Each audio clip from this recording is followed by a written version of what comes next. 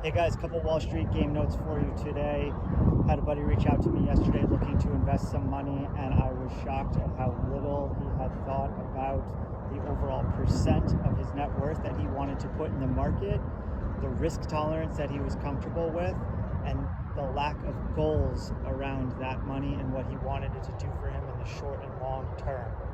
Always know these things on any investment. I always tell people, make sure you're comfortable, make sure you know your goals, make sure there's a plan.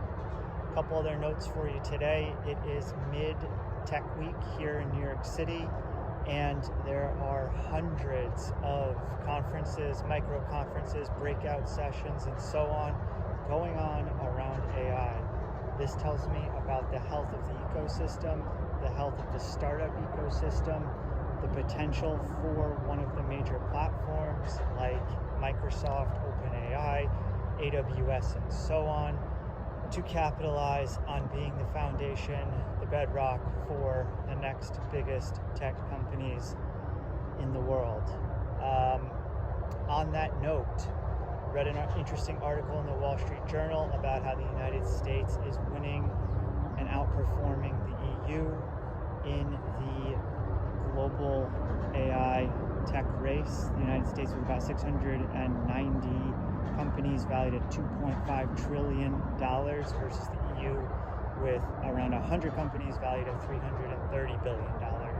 Really interesting, great data, great charts.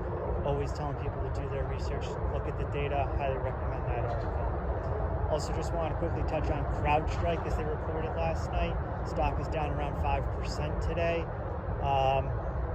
I think cybersecurity is going to be increasingly important.